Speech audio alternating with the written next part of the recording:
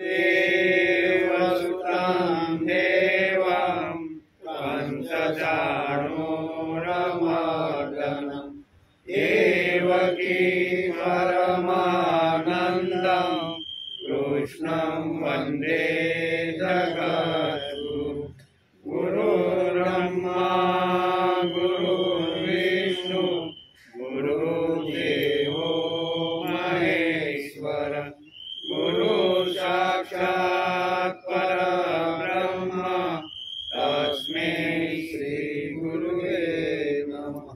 नारायणं नमस्कृत्यं नरं चैव नरोत्तमं देवी सरस्वती व्यासं ततो जयमुदीरये ततो जयमुदीरये।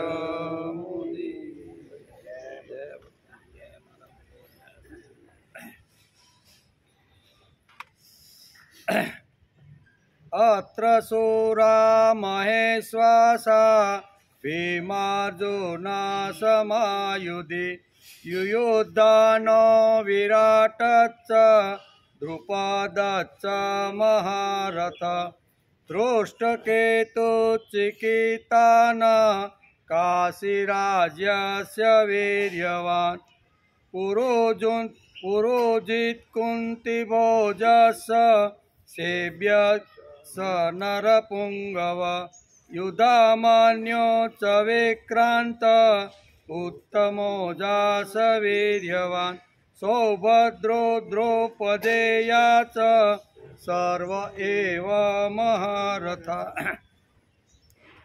આજે શ્રીમદ ભગવદ્ ગીતા ચિંતન શરૂ થયાનો 8મો દિવસ।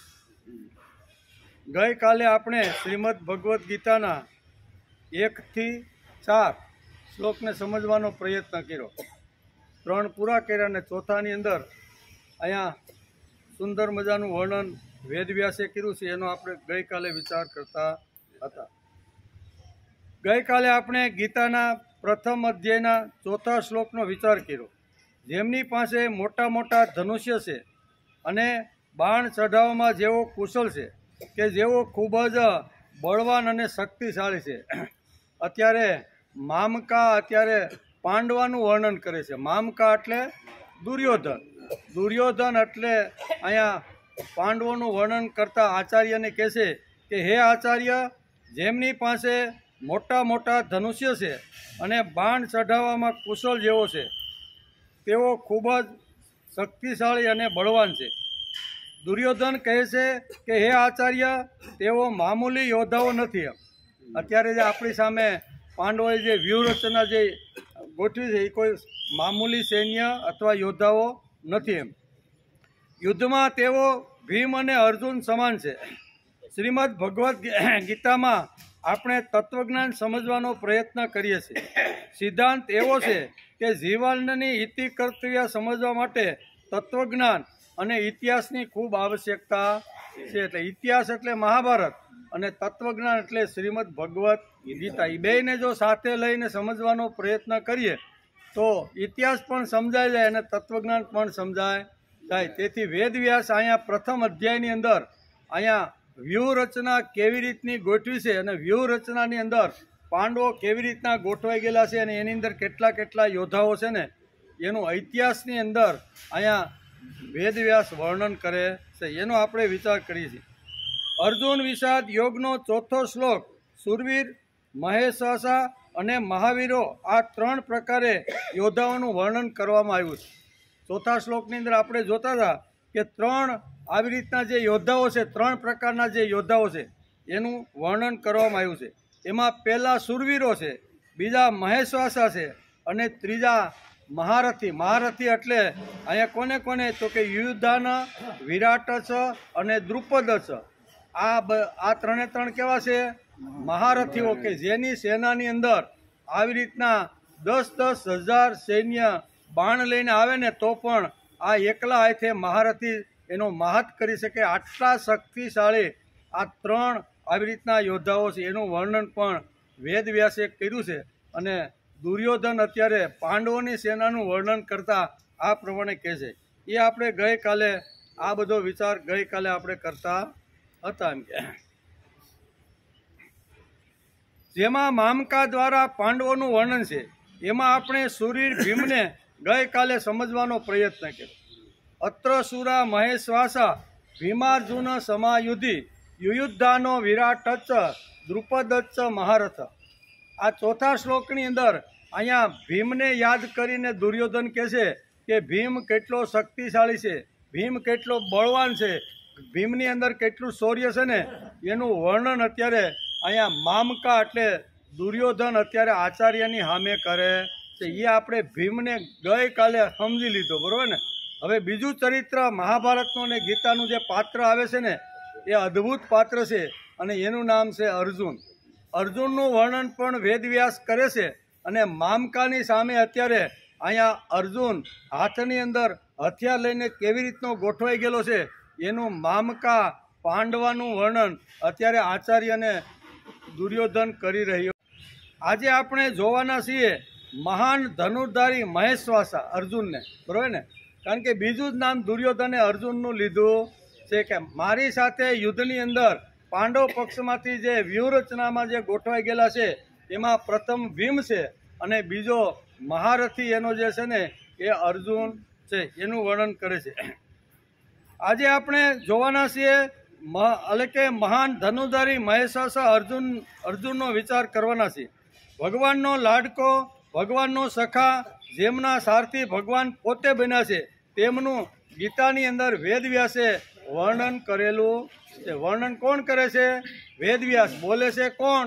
મામકા. કોને કહે છે? તો કે આચાર્યને. શું કહે છે કે આ અત્યારે પાંડવો પક્ષમાંથી યુદ્ધની અંદર મારી સામે જે આવીને ઊભા છે એને તમે જોઈ લ્યો. એમાં અર્જુનનું નામ પણ અહીંયા બીજા તબક્કામાં ઉતારે છે. મહાભારત અને ગીતાનું શ્રેષ્ઠ જો કોઈ પાત્ર હોય તો તે અર્જુન છે. ગીતાના 4 પાત્રો છે. કેટલા? શ્રીમદ ભગવદ્ ગીતાના 700 શ્લોક આપણે વાંચીને તો એમાં 4 જ પાત્રો આવે છે. 5માનો કોઈનો સંવાદ આવતો નથી. 4નો એમાં કોણ છે? પહેલા ભગવાન ઉવાચ એટલે ભગવાન, પછી અર્જુન એટલે અર્જુન, અને સામે સંજય અને ધૃતરાષ્ટ્ર. આ 4 પાત્રો શ્રીમદ ભગવદ્ ગીતાના આ 700 શ્લોકની અંદર ને 18 અધ્યાયની અંદર આવેલા છે. એમાં જે મહત્વનું જે પાત્ર છે ને એનું વર્ણન અત્યારે વેદવ્યાસ કરે છે અને મામકા અત્યારે પાંડવાનું વર્ણન કરતા આચાર્યને આ પ્રમાણે કહે છે. આ જો બરોબર આપણે સમજી લીધું હોય છે ને તો શ્રીમદ ભગવદ્ ગીતા સમજવામાં આપણે કોઈ વાર લાગશે નહીં. એમ કે મહાભારત અને ગીતાનું શ્રેષ્ઠ પાત્ર છે. શ્રીમદ ભગવદ્ ગીતાના 4 પાત્રો છે, તેમાં એક શ્રેષ્ઠ પાત્ર એટલે અર્જુન. એમ અર્જુનનો અર્થ થાય છે ચમકતું, ચાંદી જેવું.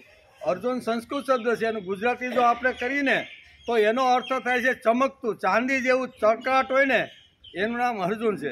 ચાંદી જેવું અર્જુનનું ચરિત્ર જ એવું છે કે તે ચાંદી જેવું ચમકે છે અને ઝગમગારા મારે છે. એવું શ્રીમદ ભગવદ્ ગીતાના અહીંયા પહેલા અધ્યાયના 4થા શ્લોકની અંદર વ્યાસે ઝગમગતું ચાંદી જેવું ચમકતું એક પાત્રનું વર્ણન કર્યું છે અને એ પાત્ર છે એટલે અર્જુનના ઘણા નામો છે. કેટલા? 20 નામો તો કાલ મેં ગોત્યા. આમાંથી તમે ગોતજો ઘેરે જઈને. 800 શ્લોકની અંદર 20 નામ છે અર્જુનના. કેટલા?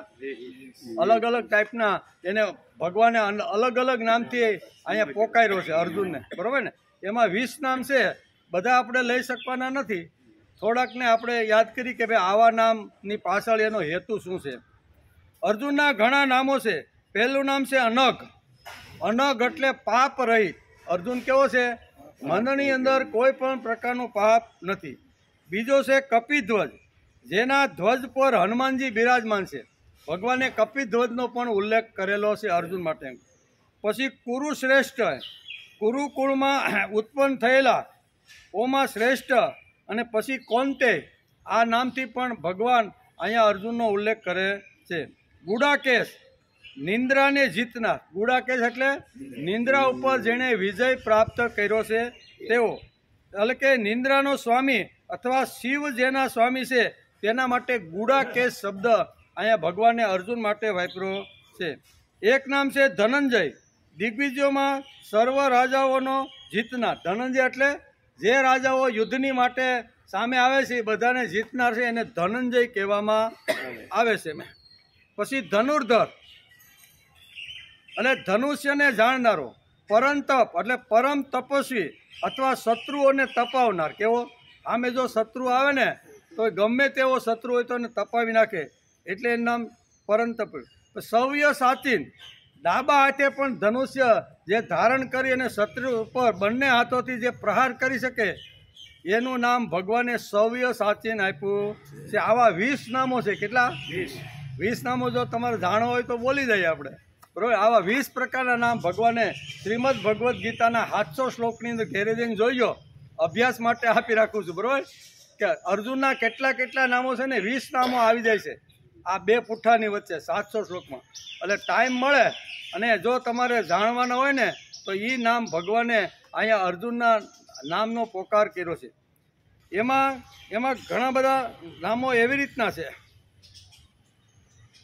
અનગ છે, કપિધ્વજ છે, કુરુશ્રેષ્ઠ છે, કુરુનંદન છે, કુરુ પ્રવીર છે, કૌંતેય છે, કુરુ મહાવીર છે, ગુડાકેશ છે, ધનંજય છે, ધનુર્ધર છે, પરંતપ છે, પાર્થ છે, પુરુષ વ્યાઘ્ર છે, પુરુષ સર્ભ છે, પાંડવ, ભરત શ્રેષ્ઠ, ભરત સત્તમ, ભરત મર્ષ, ભારત, મહાબાહુ અને સવ્ય સાચીન. આ 20 નામો અહીંયા શ્રીમદ ભગવદ્ ગીતામાં છે. જોવાનો કાલ પ્રયત્ન કર્યો તો તમને ટાઈમ હોય ને તો તમે જોઈ લેજો કે અર્જુનના ખાલી નામ લેવો ને તોય ઘણું આપણું પાપ નષ્ટ.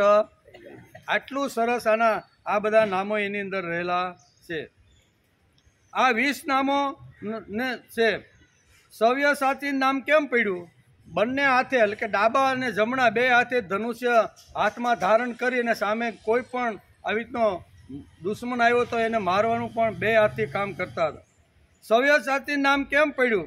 2 હાથે ધનુષ્ય ચલાવનારો મહાન ધનુર્ધર હતો. 2 હાથે ચલાવે, કે ડાબા જમણાની કાંઈ જરૂર.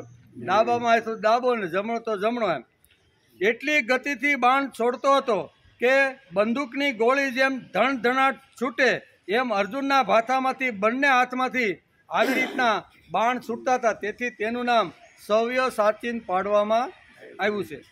જન્મ કુંતા માતા, બરાબર. માતા કોણ? કુંતા. કારણ કે જે વખતે દુર્વાસાની સેવા કરી કુંતા માતા ઉપર દુર્વાસા પ્રસન્ન થઈ ગયા અને 6 મંત્રો એણે આપ્યા કે જ્યારે તમને પુત્ર રત્ન પ્રાપ્ત કરવાની ઈચ્છા થાય ને પુત્ર રત્ન થશે. આવી રીતના 6 મંત્રો આપ્યા. પહેલો મંત્ર ભણ્યા એટલે એમાંથી કર્ણ થયો, બીજા મંત્રમાં યુધિષ્ઠિર, ત્રીજા મંત્રમાં ભીમ અને ચોથા મંત્રની અંદર અહીંયા અર્જુન થાય છે. આવી રીતના જે દુર્વાસાએ જે અલગ અલગ ટાઈપના મંત્ર આપીને જે કીધું હતું કે આવા શક્તિશાળી અને દેવ જેવા પ્રિય તમારે ત્યાં આવી રીતના સંતાનો થશે. એટલે પહેલો પ્રયોગ અહીંયા શું કહે છે, કુંતા માતાએ આવી રીતના જે લગ્ન થયા પહેલાં પ્રયોગ કર્યો કે મને આપેલા મંત્રો સાચા છે કે ખોટા, બરાબર. દુર્વાસાએ જે આપેલા હતા કે ભાઈ તમે, એટલે આવી કુંવારી કન્યા વખતે એણે પહેલો પ્રયોગ કર્યો અને એ પ્રયોગ સાચો પડ્યો અને એને ત્યાં આવી રીતનો કર્ણ થયો. વિચાર કરવા લાગ્યા કે હવે મારું શું થશે.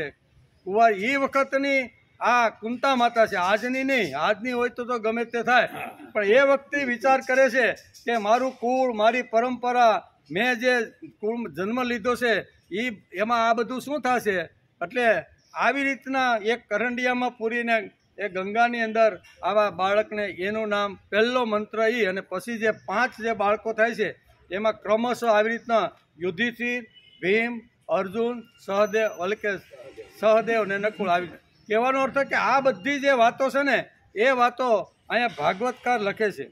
જન્મ કુંતા માતાને 6 મંત્રો દુર્વાસાએ, એમાં ત્રીજો મંત્ર હતો ઇન્દ્ર ભગવાનને પ્રાર્થના કરવાનો અને અર્જુનનો જન્મ થયો. કર્ણ, યુધિષ્ઠિર, ભીમ, અર્જુન 5 પાંડવોમાં શ્રેષ્ઠ વિદ્યાર્થી હતો.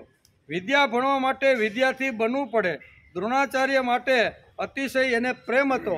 દ્રોણને પણ પ્રેમ હતો ને અર્જુનને પણ એટલો જ પ્રેમ હતો. જે વખતે અહીંયા તપોવનમાં ભણવા માટે જાય છે તેનું આ વર્ણન છે.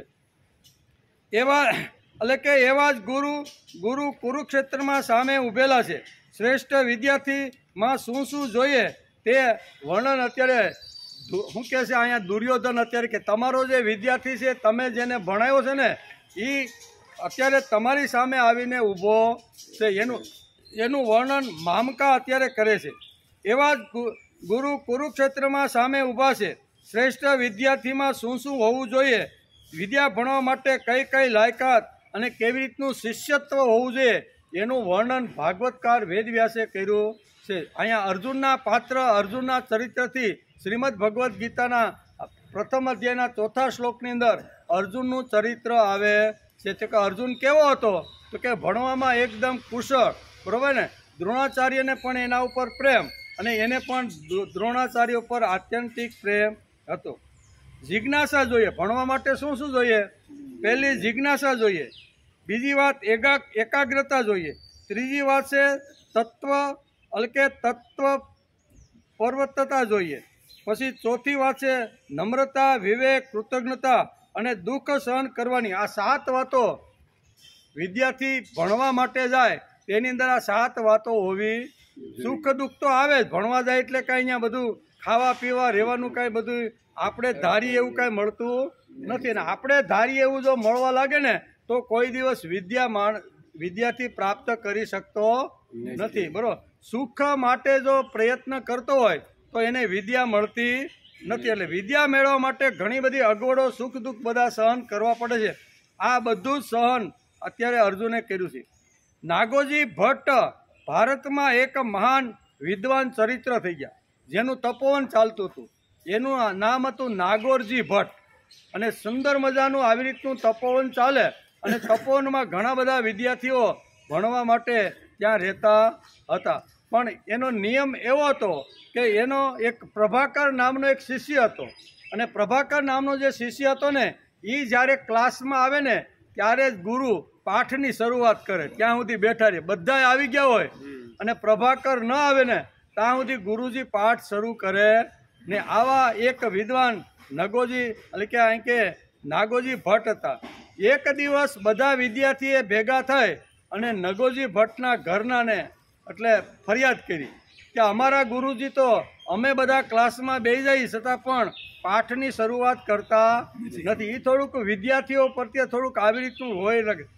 પ્રભાકર જ્યાં સુધી ન આવે ને ત્યાં સુધી ગુરુ પાઠ શરૂ કરતા નથી. એટલે ભેદભાવ બહુ રાખે છે. વિદ્યાર્થીઓએ ગુરુ પત્ની ને ફરિયાદ, ગુરુને કંઈ કરી શકા નહીં, પણ ગુરુ પત્નીને જઈને ફરિયાદ કરી કે આવો અમારા પ્રત્યે ભેદભાવ રાખે છે. ગુરુ પત્ની કે કાંઈ વાંધો નહીં, સાંજે જ્યારે ઘરે આવશે ને ત્યારે હું એને મળી લઈ કે ભાઈ આ શું પ્રોબ્લેમ છે.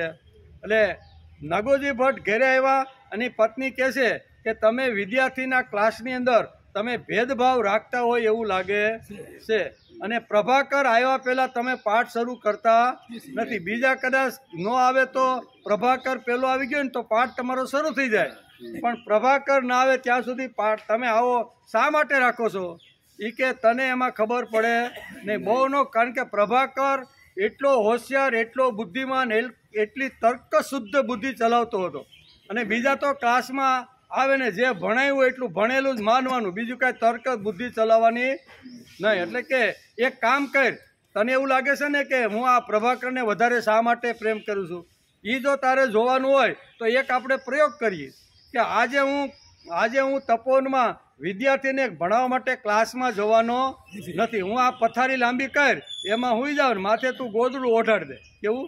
અને ગોદડું ઓઢાડી દે ને ક્લાસમાં તમને જોહે નહીં ને એટલે બધા વિદ્યાર્થી ઘેરે આવશે કે ગુરુજી આજ કેમ ક્લાસમાં આવ્યા નહીં. એટલે ક્લાસમાં નથી આવ્યા ને એટલે તારે આવી અને કોઈ પણ વિદ્યાર્થી આવીને પૂછે કે ગુરુ આજ તમે કેમ ભણાવવા નથી આવ્યા, ત્યારે તારે આટલો જવાબ આપવાનો. એમ નાગોજી ભટ્ટે પોતાની પત્નીને કીધું. શું કીધું?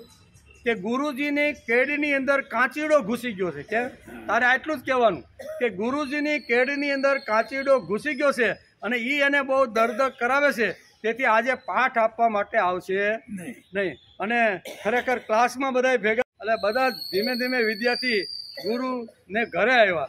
ગુરુ તો માથે શાંતિથી ગોદડું ઓઢીને સૂતા હતા. એટલે ગુરુ પત્નીને આ વિદ્યાર્થીએ પૂછ્યું કે ગુરુજી આજ પાઠ આપવા કેમ ન આવ્યા? તો કે શું કહું, આજે રાત્રે કોને શું થયું ખબર પડી નહીં. કાંચીડો એક આવ્યો અને કાણું પાડી અને અહીંયા તમારા ગુરુના પેટમાં ઘૂસી ગયો છે. એટલે બોલે કે ઠીક, કાંઈ વાંધો નહીં. એમ કે એક આવ્યો, બીજો આવ્યો, ત્રીજો આવ્યો, બધા ગયા, બરાબર. અને છેલ્લે જ્યારે અહીંયા પ્રભાકર આવે છે, એને એમ થયું ગુરુજી કેમ ન આવ્યા. એટલે ઘેર આવીને આ ગુરુ માતાને પૂછે છે કે બા, મારા ગુરુજી આજ કેમ ક્લાસ લે. તો કે એને એના શું કહેવાય, એના કમરની અંદર કાંચીડો ઘૂસી ગયો છે, બહુ દર્દ થાય છે ને, આજ વર્ગ લેવા આવશે નહીં. કે ક્યાંથી ઘૂસ્યો એ કે મને જોવા જોઈએ, ક્યાં કાણું પાડ્યું છે એ કે. ઓલા બધા તો માથે ઓઢેલું હતું, પૂછી વયા ગયા. આને શું પૂછ્યું કે કાંચીડો ઘૂસ્યો ક્યાંથી, એ કાંઈ હોલ તો પડ્યો છે ને, એમને તો કાંઈ ઘૂસે નહીં. જરીક ગોદડું ઊંચું કરો અને મને જરીક જોવા ગયો કે આ કાંચીડો એટલો મજબૂત કે કેવો હતો કે આ તમારી કમરમાં ઘૂસી ગયો. એમ કરીને જોવે છે. અને પછી નાગોજી ભટ્ટ કે લે, આ હું શા માટે પ્રભાકર ન આવે ત્યાં સુધી ભણાવતો ને, આ બુદ્ધિશાળી મારો વિદ્યાર્થી છે. એમ અર્જુનનું પણ એવું જ હતું. મૂળ વસ્તુ એ છે કે જ્યાં સુધી દ્રોણાચાર્યના ક્લાસની અંદર અર્જુન ના આવે ને ત્યાં સુધી એની વિદ્યાની શરૂઆત થતી નહીં. એવી રીતનું છે. બધા શિષ્યો આવ્યા, કારણ પૂછીને જતા રહ્યા. પ્રભાકર થોડો મોડો આવ્યો, પૂછવા ગયો. એટલે કે વિના કારણ તમારા કમરમાં કોઈ દી કાંચીડો ઘૂસ, કાંઈ કારણ તો હોવું જોઈએ, જોવા તો થયો.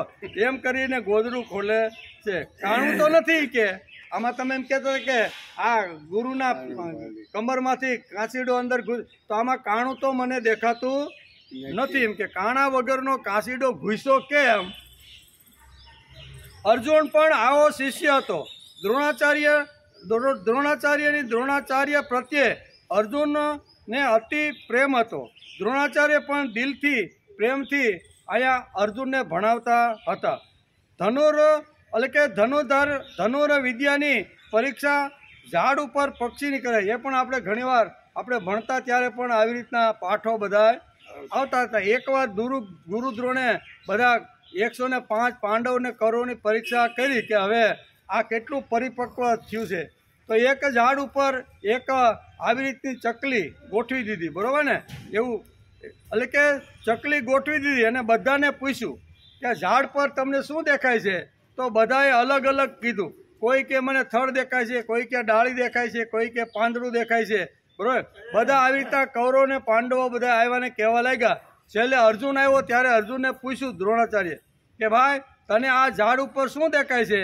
તો એને જે લક્ષ્ય આપ્યું હતું આંખ વીંધવાનું, એટલે કે મને પક્ષીની એક આંખ જ દેખાય છે, બીજું કાંઈ દેખાતું નથી. એટલે આવું કહેવાનો અર્થ કે ધનુર્ધારી વિદ્યાની પરીક્ષા ઝાડ પર શ્રી અર્જુનને પક્ષીની આંખ દેખાતી હતી. શબ્દવેદી બાણ વિદ્યા મગરનો પગ અર્જુન કૂદી પડ્યો. આ બધી જે વાતો છે એ અર્જુનના જીવનમાં આપણે જોવા મળે છે. ગુરુજીએ એક બીજો એના ઉપર એક પ્રયોગ કર્યો અર્જુન પાંડવ અને કૌરવ ઉપર કે એક આવી રીતના તળાવની અંદર સ્નાન કરવા માટે ગુરુજી જાય છે, એક નકલી મગર બનાવે છે, બરાબર ને. અત્યારે જે આવે ને નકલી મગરો ઘણીવાર આપણને જોવા મળે.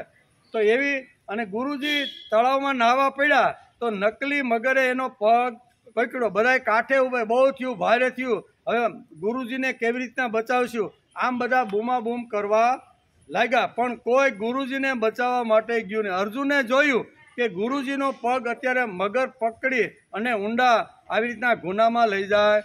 એકદમ કૂદી પડ્યો અને મગરને આવી રીતનું ખલાસ કરીને ગુરુને કહેવાનો અર્થ કે ગુરુ માટે એને આત્યંતિક પ્રેમ હતો. ગુરુ માટે કદાચ પ્રાણ જો આપવાનો સમય આવે ને તો અર્જુન આપી શકતો હતો. ભગવાન અર્જુનના સારથી કેમ બન્યા ભાઈ? જબરજસ્ત શૌર્ય હતું અર્જુનની અંદર. તેજ, પરાક્રમ, વીરતા, શૌર્યમાં અંદર એટલે કે આ બધી તાકાત અને આ બધું બળ અર્જુનની અંદર હતું. ગીતાના પાત્રોમાં આવેલું એક પાત્ર એટલે અર્જુન. તેથી ગીતાના પ્રથમ અધ્યાયના 4થા શ્લોકમાં અર્જુનનું નામ વેદવ્યાસે લખ્યું છે. અને મામકા અત્યારે પાંડવોનું વર્ણન કરતા આચાર્યને આ પ્રમાણે કહે છે એમ કે આપણે અર્જુનના ઋણી છીએ, તેથી આપણે આજે ગીતા વાંચી શકીએ છીએ. અર્જુનના આપણે બહુ મોટા ઋણી કે એણે જો કાંઈ પ્રશ્ન કર્યો ન હોત અને એ આવી તો પાછલી બેઠક ઉપર બેસી ન ગયો હોત અને સીધો લડવા માંડ્યો હોત ને તો આજે આપણે ગીતા મળત નહીં. ગીતા મળી છે એનું કારણ અર્જુનનો વિષાદ થયો અને વિષાદમાંથી એક શક્તિ નિર્માણ થઈ અને એ શક્તિ એટલે શ્રીમદ ભગવદ્ ગીતા. આવા વિષાદમાંથી પણ આવી રીતનો એક દિવ્ય વિચાર નીકળ્યો છે, એને આપણે શ્રીમદ ભગવદ્ ગીતા કહી છે.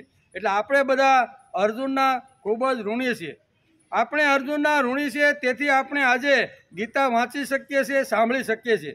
પાંડવો વનમાં હતા તે વખતે કૌરવોએ વૈભવ યાત્રા કાઢી હતી. કેવી? આપણે ઘણીવાર મહાભારત જે વખતે આપણે વાંચતા હતા એની અંદર આ સુંદર મજાનો પ્રસંગ અહીંયા બહુ સરસ રીતે વેદવ્યાસે લખ્યો છે. બધું હાથમાંથી જતું રહ્યું. તાપસ વેશ ધારણ કરી અને 13 વર્ષ માટે અહીંયા જંગલની અંદર વનની અંદર પાંડવો રહેવા માટે આવ્યા. 1-2 વર્ષ ગયો છે એટલે દુર્યોધનને એમ થયું કે આ આજુબાજુમાં, કારણ કે અજ્ઞાન તો હજી શરૂ થયું નહોતું, એને ગમે ત્યાં આવી રીતના હતા. એટલે કે આપણે એવા સમાચાર મળ્યા છે કે અહીંથી થોડેક દૂર પાંડવો પર્ણકુટી બાંધીને ત્યાં આવી રીતના રહે છે. તો આને ઘોષ યાત્રા કાઢી. કેવી? ઘોષ યાત્રાની અંદર શું હતું? તો બધી 100 પત્ની જે શું કહેવાય કૌરવોની હતી ને, એ ભાનુમતી સહિત બધાને કહી દીધું કે તમે સારામાં સારા ઘરેણાં સજ્જ કરો, સારામાં સારા કપડાં પહેરો અને આપણે ઘોષ યાત્રા કરી અને જ્યાં અત્યારે પર્ણકુટીમાં પાંદડા અને મૂળિયા ખાય અને શું કહેવાય નદીના પાણી પીને ઝૂંપડામાં જે રહેશે ને એને આપણો વૈભવ બતાવો છે. ગોપાલ અને અમારી પાસે કેટલી આ પીળી બાઈઓ અમારી પાસે છે. આ બતાવવા માટે એણે અહીંયા ધૃતરાષ્ટ્રની આજ્ઞા લીધી અને બધી પત્નીઓ સહિત પીળા ઘરેણા સરસ મજાના હાડી પહેરી અને આવડી મોટી ઘોષ યાત્રા કાઢી. એવું મહાભારતની અંદર એવું વર્ણન છે. પાંડવો વનમાં હતા તે વખતે કૌરવોએ એને વૈભવ યાત્રા પણ કહે છે. ઘોષ યાત્રાને વૈભવ યાત્રા પણ કહે છે. વૈભવ યાત્રા કાઢી. તેનો ઉદ્દેશ શું હતો કે આપણી પાસે છે અને આની પાસે નથી, બતાવવા માટે અને બાળવા માટે આપણે એની પાસે જવાનું છે. આવો વિચાર કરી અને ઠાઠમાઠથી કૌરવો સાથે એની પત્નીઓ સાથે આ વનની અંદર આવે છે. વનની અંદર અહીંયા ઝૂંપડીમાં અથવા પાંડવો પાસે પહોંચતા પહેલાં એક ઘટના ઘટે છે અને એ ઘટના વેદવ્યાસે સરસ મજાની મહાભારતમાં વર્ણવ્યું છે. પાંડવો વનમાં હતા તે વખતે કૌરવોએ વૈભવ યાત્રા કાઢી. તેનો ઉદ્દેશ શું હતો? દુર્યોધનની પત્ની ભાનુમતી ઘરેણાં પહેરા, વૈભવ બીજાને બતાવવા માટે. બરાબર ને? વૈભવ કોના માટે છે? બીજાને બતાવવા માટે છે. એટલે આવો વિચાર કરી અને ઠાઠમાઠથી બધાય અહીંયા જંગલની અંદર વનની અંદર આવે છે. પાંડવોની પત્ની દ્રૌપદી બળવી જોઈએ. હું દુર્યોધનને શું લાગ્યું કે અમારી પત્નીના ઘરેણા જોઈ, એનો વૈભવ ને એનો ઠાઠમાઠ જોઈ અને દ્રૌપદી બળવી જોઈએ. કારણ કે દ્રૌપદી જે છે ને એ કેટલી મોટી મહારાણીને કેટલી દાસીઓ એને કામ કરતી હતી ને આજે જંગલની અંદર આવી રીતે કાથરોટમાં રોટલા બનાવીને હાથે ઘડીને ખાવા પડે. 1000 દાસીનું વર્ણન છે. કેટલું? જે વખતે મહારાણી હતી ને તે ઇન્દ્રપ્રસ્થની, એ વખતે 1000 દાસીઓ એની સેવાની અંદર હાજર હતી ને આજે પોતે જ રોટલો ખાય છે ને પોતે જ હાથીકડા હકોરીને રોટલા બનાવે છે. આપણે એને બતાવવું જોઈએ કે અમારી પાસે છે ને તારી પાસે નથી. આ બતાવવા માટે અહીંયા વૈભવ યાત્રાની એક શરૂઆત કરે છે. એવું વર્ણન છે. પાંડવોની પત્ની દ્રૌપદી બળવી જોઈએ.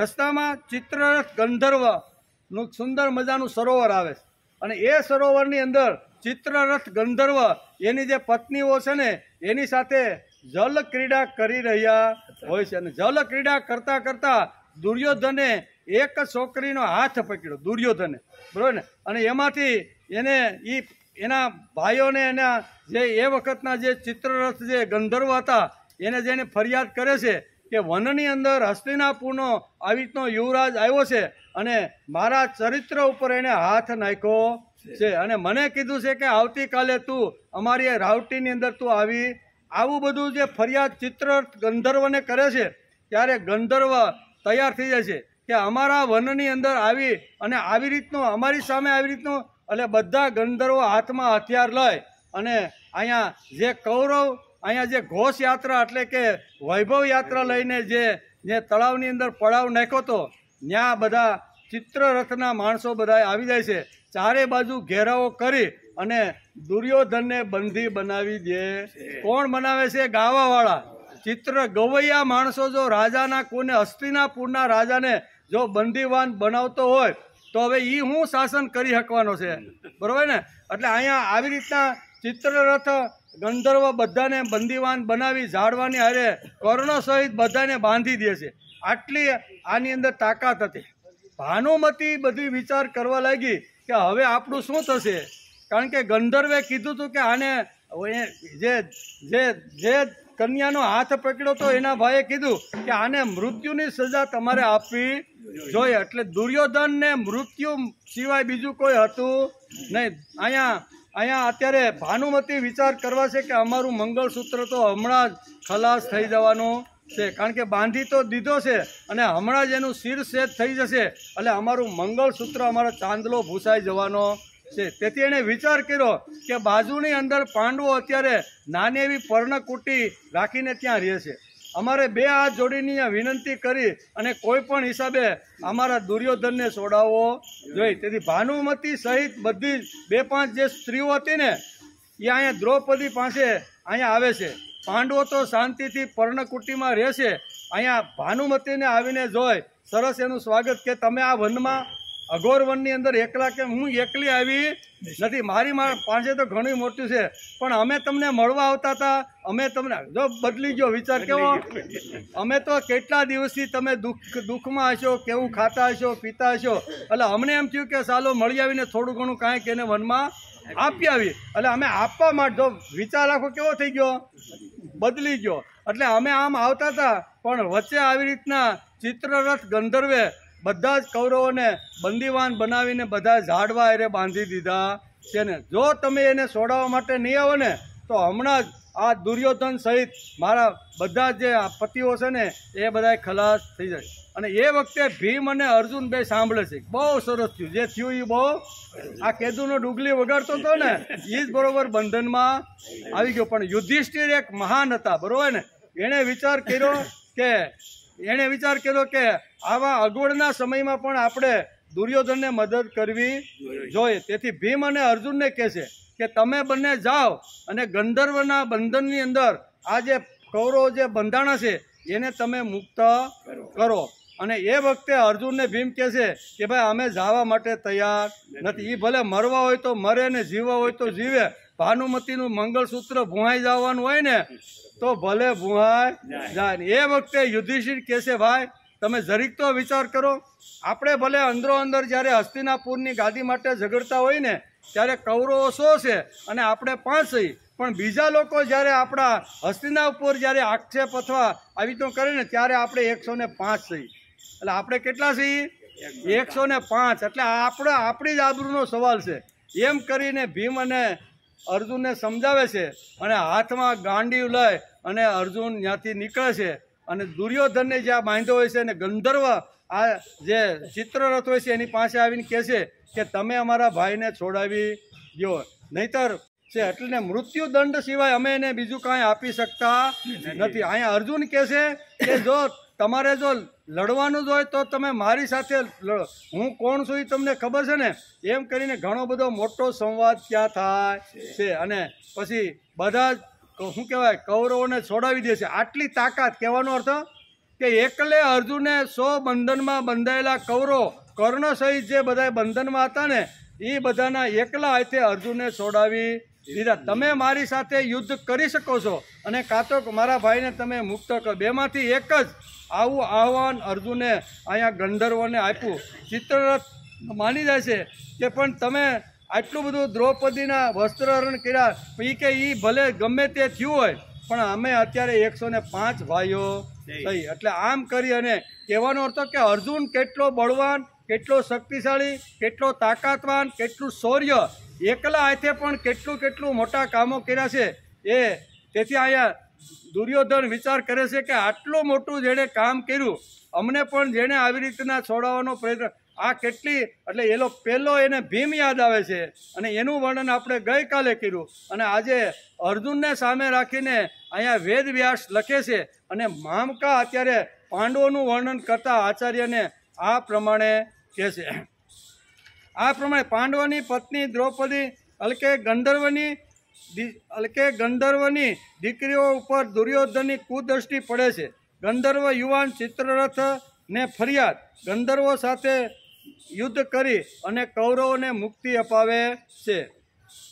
ભાનુમતી પાંડવોની ઝૂંપડીની નજીક હોય છે, ત્યાં જાય છે, સૌભાગ્યની માગણી કરે છે, પતિને છોડાવો.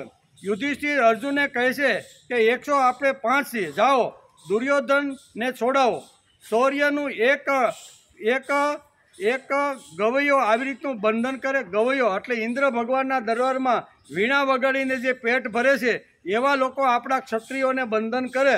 ત્યારે અહીંયા યુધિષ્ઠિરને મનમાં તો થોડુંક થયું કે આ હસ્તિનાપુરનું શું રક્ષણ કરી શકીએ, જે ગાવાવાળાને પણ હરાવી શકતો નથી અથવા ગાવાવાળાને પણ ખતમ કરી શકતો નથી, એવા કૌરવો શું કરવા. એક મનની અંદર એક આ હતું અને મનમાં બીજું હતું કે આબરૂ જાય છે તો આપણી હસ્તિનાપુરની જાય છે. તેથી આપણે ગમે તે રીતે આ ગવૈયાઓના હાથમાંથી આપણા દુર્યોધનને છોડાવવો જોઈએ. યુધિષ્ઠિર અર્જુનને કહે છે કે 105 છીએ, જાઓ દુર્યોધનને છોડાવો. શૌર્યનું એક ગવૈયો આવી રીતનો બંધન કરે અને આપણે જોતા બેઠા રહીએ એ આપણા ક્ષત્રિય કુળને નાક કપાવવા જેવું છે. અંદરનો સાથ હોય તો આપણી અંદર પણ શક્તિ આવે છે. અંદરનો સાથ હોય ને તો આપણી અંદર પણ શક્તિ આવી જાય, આવી શક્તિ આવે છે, શૌર્ય આવે છે. અર્જુનની પાછળ ભગવાનની શક્તિ હતી. વૈભવ બતાવવા આવેલા કૌરવોને અર્જુન છોડાવે છે. શું અર્જુનમાં તાકાત છે? તેથી દુર્યોધન કહેશે કે અત્ર સુરા મહેશ્વાસા ભીમાર્જુન સમાયુધિ યુયુદ્ધાનો વિરાટ દ્રુપદ મહારથ.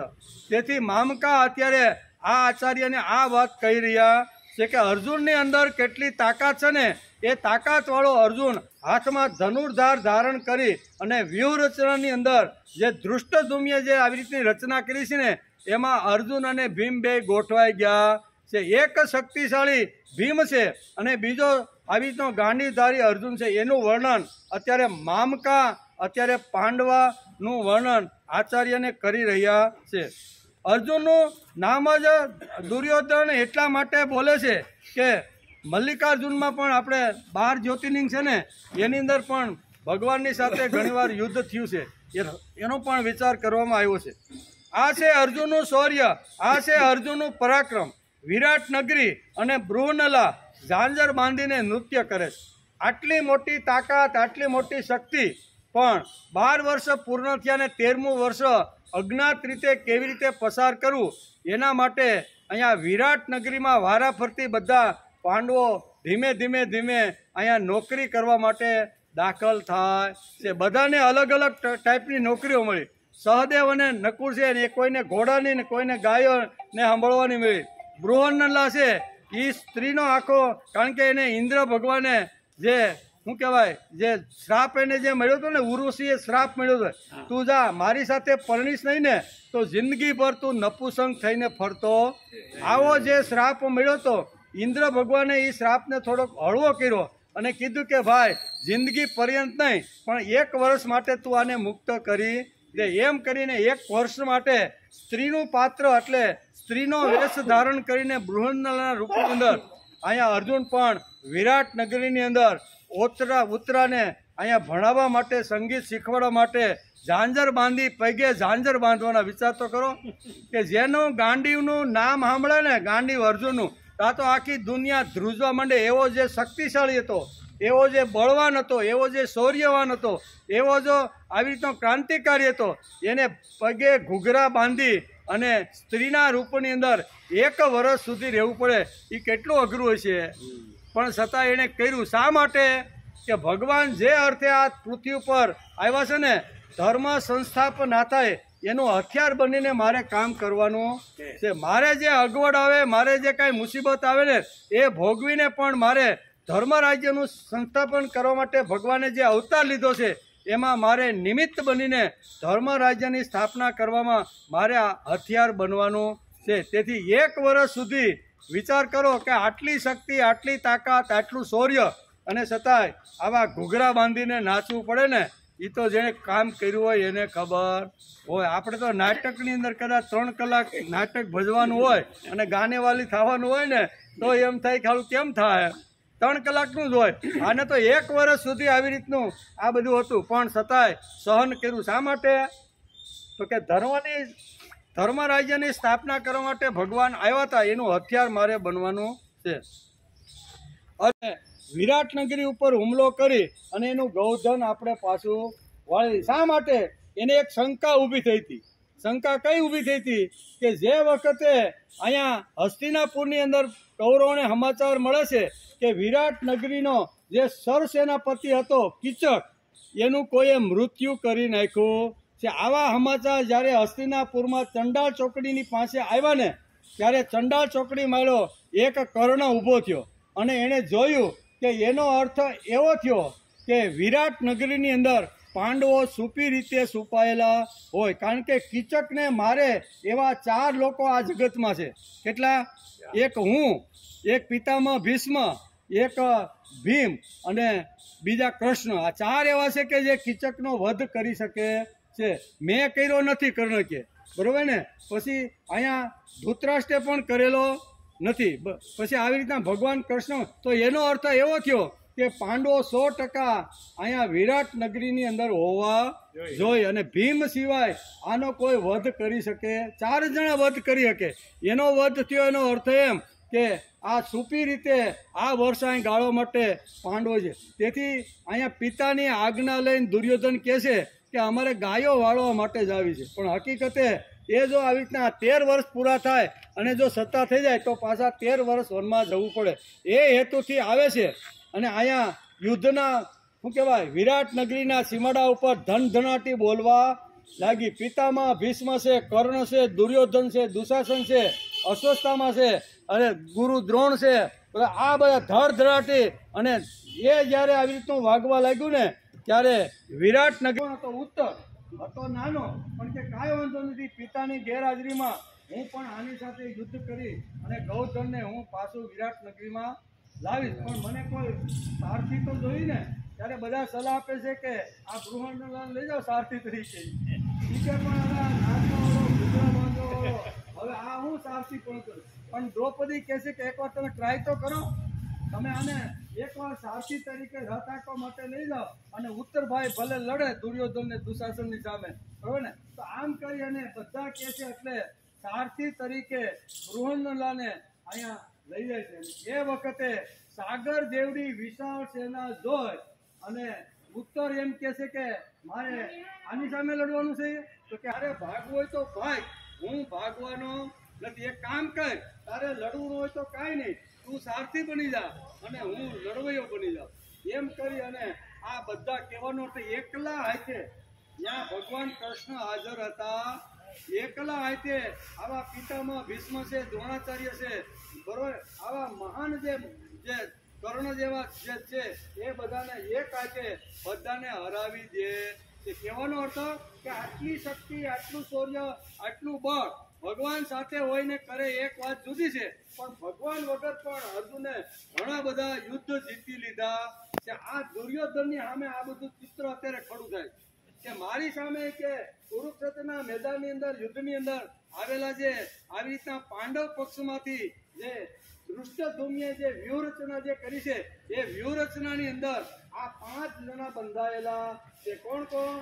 ભીમાર્જુન સમાયુધિ, યુયુધાનો, વિરાટસ્ય, દ્રુપદસ્ય, મહારથ. આ 5 મહારથીઓ એવા છે કે જે એકલા હાથે ઘણું બધું સૈન્યને ખલાસ કરી નાખે એવા છે. એટલે મનમાં અંદર ડર ઘૂસી ગયો કે આટલું મોટું વિશાળ સૈન્ય હોવા છતાં મારું મને નાનકડું લાગે છે અને 5 અક્ષરની સૈન્ય નાનું હોવા છતાં વિશાળ લાગે છે. એનો અર્થ એવો થયો કે હવે મારા વળતા પાણી આવું ડરી ગયેલો. અત્યારે આચાર્યને આ પ્રમાણે કહે છે કે યુયુધાનો, વિરાટસ્ય, દ્રુપદસ્ય, મહારથ. આવી રીતના એક અર્જુન અને એક ભીમ અને બીજા 3 જે મહારથીઓ છે ને, એ 10,000 યોદ્ધાઓને એક હારે ખલાસ કરે એવા આ 3 યુયુત્સવ, વિરાટ અને દ્રુપદ જેવા મહારથીઓ અત્યારે આપણી સામે આવીને ઊભા છે. અર્જુનનું નામ દુર્યોધન એટલા જ માટે બોલે છે. અર્જુન શીલવાન પણ હતો. જ્યાં સુધી શીલ નથી ત્યાં સુધી શૌર્ય નકામ. શૌર્ય ગમે એટલું હોય, તેજ ગમે એટલું હોય, ભાવ ગમે એટલો કરજો, પણ જ્યાં સુધી ચારિત્ર માણસનું સારું ન હોય ને તો આ બધા ગુણોનો કોઈ અર્થ નથી. શૌર્ય હોય, તેજ હોય, પરાક્રમ હોય, ઘણું બધું માણસની અંદર હોય, પણ એક નાનકડી વાત આવી રીતનું શીલ એનું જો ભ્રષ્ટ થઈ ગયું હોય ને તો આ ગુણની કોઈ કિંમત નથી. તેથી અહીંયા વેદવ્યાસ લખે છે કે અહીંયા શૌર્ય હતું, તેજ હતું, પરાક્રમ હતું, બુદ્ધિનું કૌશલ્ય હતું, પણ સાથે સાથે એનું ચારિત્ર જબરજસ્ત હતું. કોઈ પણ આવી રીતનું સામે આવે ને તો એનું ચરિત્ર ક્યારેય ભ્રષ્ટ થવા દીધું નથી. ઉર્વશી જેવી ઉર્વશીને કીધું કે મારા જેવો દીકરો જો તમારે જતો હોય ને તો મને તમારો દીકરો બનાવી. નગરીનું જ્યારે યુદ્ધ જીતીને જ્યારે નગરીમાં આવે છે અને ધીમે ધીમે એને ખબર પડે છે કે આપણે અહીંયા બધા જે નોકરો રહેતા ને એ તો બધા પાંડવો છે, અને પાંડવો છે. પછી ખબર પડી, પછી વિરાટ રાજાની હાલત બહુ ખરાબ થઈ ગઈ કે આવો ચક્રવર્તી, આવો યુધિષ્ઠિરને મેં મારા અને આવી રીતે જે દ્રૌપદી છે એને દાસી બનાવીને કેટલા કામો એકદમ ઢીલો પડી જાય છે અને કૃતજ્ઞતાથી કહે છે કે મેં તમારા ઉપર ખૂબ આવી રીતે અત્યાચારો, ન બોલવાના શબ્દો, ન કહેવાની વાતો ઘણી કરી છે, તમે મને ક્ષમા કરો અને એમાંથી જો તમે મને ક્ષમા કરશો તો જ મારું આટલું પ્રાયશ્ચિત થાય. એમ કરી અને કહે છે કે મારી ઉત્તરા હું અર્જુન સાથે પરણાવું છું. બરોબર, ત્યાં પણ ચારિત્ર અહીંયા આવે છે. અર્જુનની શિષ્યા છે, શિષ્યા સાથે કોઈ દીકરી પરણવા માટે વિરાટ રાજા તૈયાર થઈ ગયો છે અને બે હાથ જોડીને અર્જુન કહે છે કે મેં તો મારી દીકરીની જેમ જ શિષ્યા તરીકે મેં ઉત્તરાને ભણાવી છે, તેથી હું એનો પતિ બની શકું ને એની સાથે લગ્ન કરી શકું નહીં, પણ તમારી દીકરીને જો અમારા પરિવારમાં તમારે જો લાવવાની હોય ને તો પુત્ર વધુ તરીકે લાવો. શું કહે છે? પુત્ર વધુ તરીકે લાવો અને અભિમન્યુ જોડે એને પરણાવો. કહેવાનો તો ચારિત્રની અંદર અર્જુનનું જે તેજ છે ને. અધ્યાય 1 અને શ્લોક 4 એનો વિચાર એમાં શું કહેવાય, અહીંયા અર્જુનના ચરિત્રનો વિચાર વેદવ્યાસે કર્યો છે અને મામકા એનું વર્ણન કરી રહ્યા છે.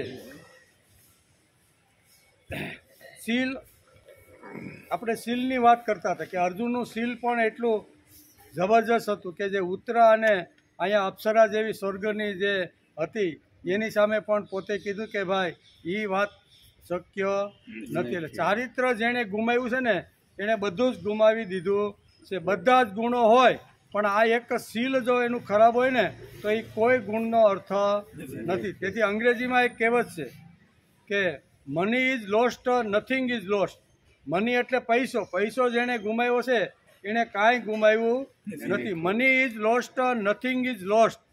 પછી health is lost, something is lost. તંદુરસ્તી ગુમાવી છે, થોડુંક શરીરની અંદર કાંઈક રોગ પેસી ગયો છે તો થોડુંક ગુમાવ્યું છે એમ સમજી લેવાનું, પણ પૈસા ગુમાવ્યા છે તો કાંઈ ગુમાવ્યું નથી. Money is lost, nothing is lost. Health is lost, something is lost. Health એટલે તબિયત, તંદુરસ્તી, શરીરની જે વાત છે એ શરીરમાં કાંઈક જો રોગ પેસી ગયો તો થોડુંક ગુમાવ્યું છે. But character is lost, everything is lost.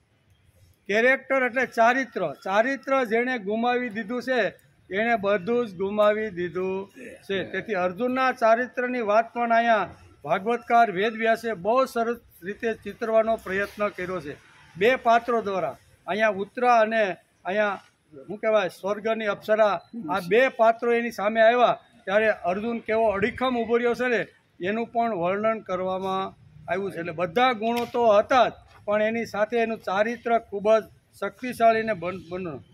નાનપણમાં પણ તેજ આવી શકે છે. ધ્રુવ પ્રહલાદમાં તેજ આવ્યું, વિચારોમાં તેજ, ક્રાંતિમાં તેજ, વૃત્તિમાં તેજ અને સમજણમાં પણ માણસની અંદર તેજ આવવું જોઈએ. આ દેશની માટીમાં જ એટલી તાકાત છે કે પાણીમાં તાકાત છે, હવામાં એટલી તાકાત છે અને જે વિચારોનું તેજ, કૃતિનું તેજ એની અંદર આવી શકે છે. કુરુક્ષેત્રમાં યુદ્ધની તૈયારી ચાલતી હતી. સૈન્ય એકઠું કરવામાં લાગ્યા તેવા સમયે એક રાજા એક અક્ષણી સેના લઈ અને અર્જુનની પાસે એ રાજા આવ્યો. કેટલું? એક અક્ષણી સૈન્ય. કુલ 18 અક્ષણી હતા ને એમાં એક રાજા એવો હતો કે જેની પાસે એક અક્ષણી સૈન્ય હતું. એ રાજા અત્યારે અર્જુન પાસે આવે છે. અર્જુન પાસે આવીને કહે છે અને આ કુરુક્ષેત્રમાં યુદ્ધની તૈયારી ચાલતી હતી. સૈન્ય એકઠું કરવામાં લાગ્યા હતા. તેવા સમયે એક રાજા એક અક્ષણી સેના લઈ અર્જુનની પાસે આવીને કહેશે કે હું તને મદદ કરવા માટે આવ્યો છું. તમારે કુરુક્ષેત્રમાં થોડા સમય પછી યુદ્ધ શરૂ થવાનું છે ને, હું તમારા પક્ષમાં રહી અને તમને મદદ કરવા માટે આવ્યો છું. અને આ રાજા હતો રૂકમી. કેવો? ભગવાનનો સગો સાળો, ભગવાન શ્રી કૃષ્ણનો હગ્ગો હાળો. એ હગ્ગો હાળો એક અક્ષરની સૈન્ય લઈ અને અર્જુનને કહેશે કે હું તને મદદ કરવા માટે આવ્યો છું. શ્રી કૃષ્ણનો સાળો આવ્યો હતો. મદદ શબ્દ સાંભળી અર્જુનની વીર વૃત્તિ જાગૃત થાય છે. શું છે?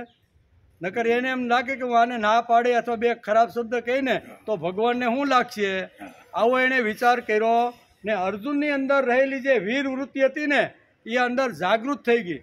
અને અહીંયા રૂકમીને કહી દીધું કે જે રસ્તેથી તું આવ્યો છો ને એ રસ્તેથી તું ચાલ્યો જા, મારે તારા મદદની બિલકુલ જરૂર.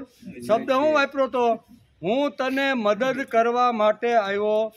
આવો અર્જુન વીર વૃત્તિનો હતો, સગો ભગવાનનો સાળો હતો અને રથે ભગવાન પોતે સારથી બનીને હાંકતા હતા.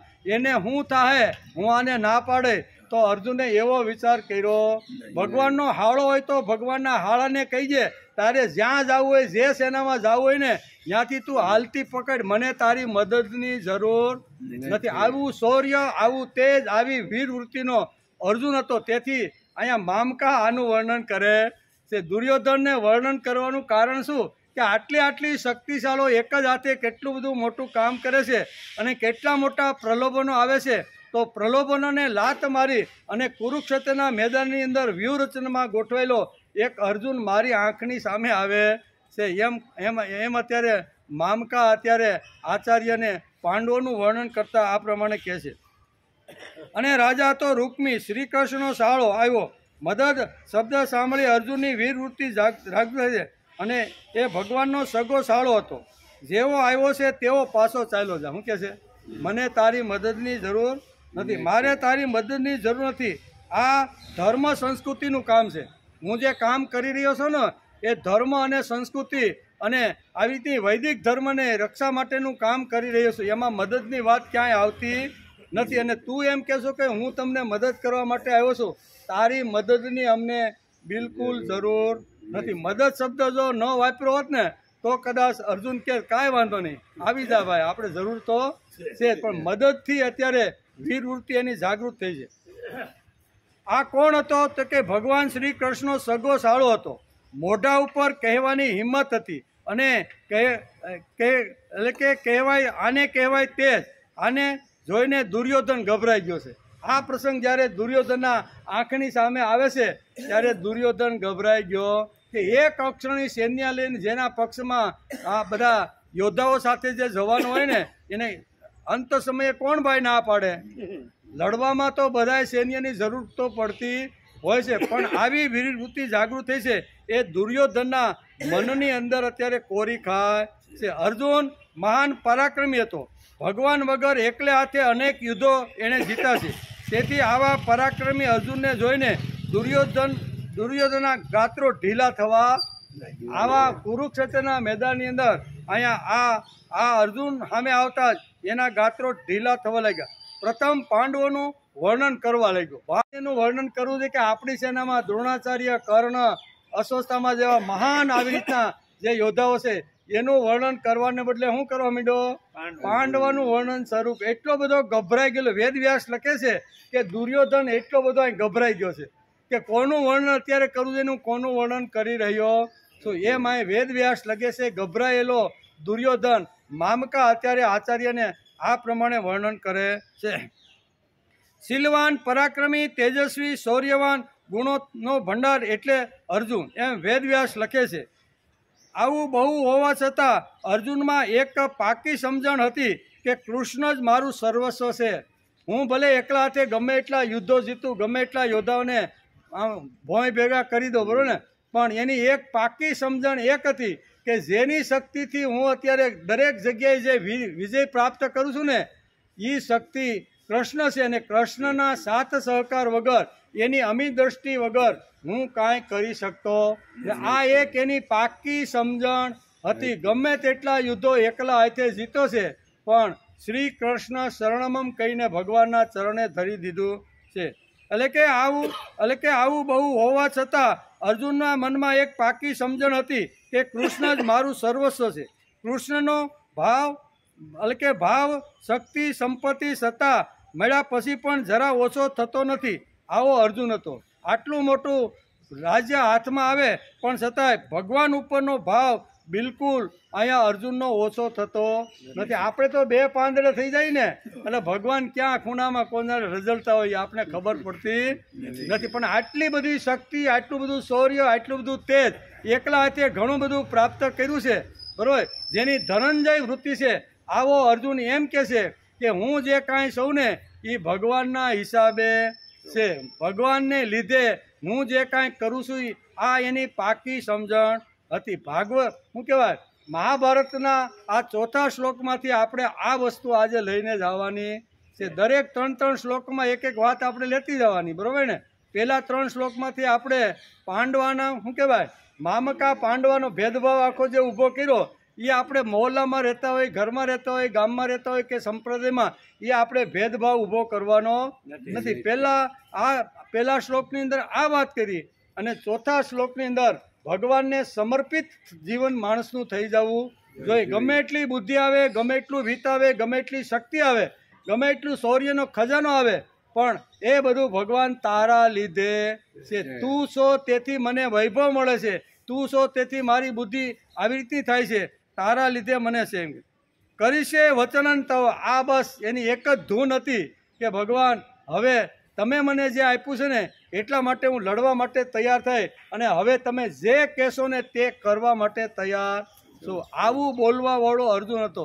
નહીંતર આજે સામાન્ય રીતે સંપ્રદાયમાં થોડું ઘણું આમ તેમ થાય અને 5 પછી લોકો એક હરકા થઈ જાય એટલે એ જ સંપ્રદાયમાંથી બીજો એવો જ પાછો સંપ્રદાય ઊભો કરીને આજે કરે છે કે નહીં. રાજકારણમાં પણ એવું છે કે નહીં. એક આવું રાજકારણ હોય એમાંથી 5 પછી લોકો ભેગા થઈ જાય કે ભાઈ આની વાત આપને ગમતી નથી, આપણો નોખો સોકો જમાવો. તો આવા કેટલા સંપ્રદાયો છે ભારતની અંદર? 5000થી ઉપર સંપ્રદાયો થઈ ગયાનું કારણ શું છે? મૂળ તો સનાતન ધર્મ એક જ હતો, પણ એમાંથી ધીમે ધીમે આ ફળાફૂટેનું કારણ શું છે કે કોઈ કોઈના પક્ષમાં રહીને કોઈ શક્તિ સમર્પિત કરી શકતું નથી. કોઈ અહંકાર સમર્પણ કરવો પડે, અભિમાન કરવું પડે, બરાબર. આ બધું કરો તો સમૂહમાં ટકી શકાય, નકર સમૂહમાં ટકી શકાતું નથી. એટલે અહીં કહે છે કે આટલી બધી શક્તિ હોવા છતાં એણે ભગવાન કૃષ્ણના ચરણની અંદર કરીશે વચનમ કરીને બધી શક્તિ સમર્પિત કરી દીધી હતી. એમ કે એટલે કે ક્યારે ભગવાનને ન ભૂલાવો જોઈએ. જે મને ઉઠાડે છે, જે મને સુવાડે છે, જે મને ખાધું પચાવે છે એ ભગવાનને માણસે રોજ યાદ કરી લેવો જોઈએ. હું જેના લીધે ઉઠું છું અને ઉઠ્યા પછી મને જેના લીધે સ્મૃતિ મળી ગઈ ને એ સ્મૃતિ આપનાર ભગવાનને સવારમાં યાદ કરી લેવો જોઈએ. પછી બપોરે જમ્યા પછી ખાધા પછી એમાંથી જે શક્તિ નિર્માણ થઈ છે ને એ શક્તિ બનાવનારને પણ યાદ કરી લેવો જોઈએ. આખો દિવસ કામ કરીને થાયકો પાયકો જ્યારે પથારીની અંદર આવું છું અને મને જે વખતે શાંતિનું દાન આપી અને 6-7 કલાક જે ઊંઘ આપે છે ને એવા ભગવાનને યાદ કરી લેવો જોઈએ. તે ત્યાં કહે છે કે ગમે તેટલી સ્મૃતિ શક્તિ મળે, ગમે તેટલી બુદ્ધિ શક્તિ મળે, ગમે તેટલી વિત્ત શક્તિ મળે, ગમે એટલી શારીરિક શક્તિ મળે, પણ ભગવાન ભૂલાવો જોઈએ નહીં. અને જ્યારે સમાજની અંદર જ્યારે કૃતજ્ઞતા ભગવાન ભૂલાય છે ને ત્યારે કોઈ મહાપુરુષ આ જગતમાં આવે છે અને માણસને ફરીથી એ રસ્તે લઈ જવાનો પ્રયત્ન કરે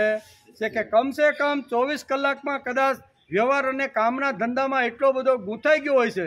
કારણ કે કળિયુગમાં વધારે પરસેવો પાડીને વધારે કલાકો ધંધા માટે ફાળવવી પડે છે. તો મહાપુરુષ પૂજ્ય પાંડુરંગ શાસ્ત્રી જેવા દાદા આપને કહે છે કે કાંઈ વાંધો નહીં, ભગવાન પ્રત્યેની કૃતજ્ઞતા વ્યક્ત કરવા માટે દિવસમાં ભગવાનને 3 વખત યાદ કરી લ્યો. પછી તારો વ્યવહાર હોય, ધંધો, નોકરી જે કાંઈ હોય ને એ કરે. મહત્વના જે 3 સમય છે જે આવી રીતની સંધિ થાય છે, બરાબર ને. અંધારાનું જવાનું અને અજવાળાનું આવવાનું આ એક સંધિ છે. બીજું ભૂખ લાગવાની અને ખાધા પછી તૃપ્ત થવાની આ પણ એક બેનો સંધિ છે. અને રાત્રે થાયકા પીકા પથારીમાં પડવાનું, બરાબર. ઊંઘવાનું એટલે કે જાગ્રતમાંથી ઊંઘ અવસ્થામાં આવા મહત્વના 3 જે સમય છે ને એ 3 સમયે ભગવાનને રોજ યાદ કરી લેવા જે અર્જુન પણ જો કહેતો હોય તો એની હરોળમાં આપણે શું ભાઈ? અર્જુન એમ કહે છે મારી એક પાકી સમજણ છે કે મને ઉઠાડવા વાળો, મને સુવાડવા વાળો અને મારી શક્તિનું આવી રીતનું કરવા વાળો જે છે ને એ ભગવાન બધું જ મારું કરતું રહેલો. આ સમજણ અર્જુનના મનમાં એક પાકી સમજણ હતી અને એને હિસાબે જ્યાં જ્યાં જેવી રીતનો ગયો છે ને બધે વિજય પ્રાપ્ત કરીને આવ્યો છે. આપણે પણ જો સમાજમાં વિજય પ્રાપ્ત કરવાનો હોય ને તો ભગવાનને જોડે રાખીને કામ કરવું જોઈએ. ક્યારેય ભગવાનને ભૂલાવા ન જોઈએ. કણકી નીતિ એક શીખવા જેવી છે. આમ તો શીખવા જેવી નથી. મહાભારતમાં 2 જગ્યાએ વેદવ્યાસ કરીશ્ય વચન લખે છે. કેવું? મહાભારત આપણે વાંચીએ ને એમાં અહીંયા અર્જુન અને ધૃતરાષ્ટ્ર આ બેયના મોઢામાંથી કરીશ્ય વચન નીકળે છે. બેય બોલે છે. કોણ? અર્જુન પણ બોલે છે ભગવાન માટે કે કરીશ્ય વચન.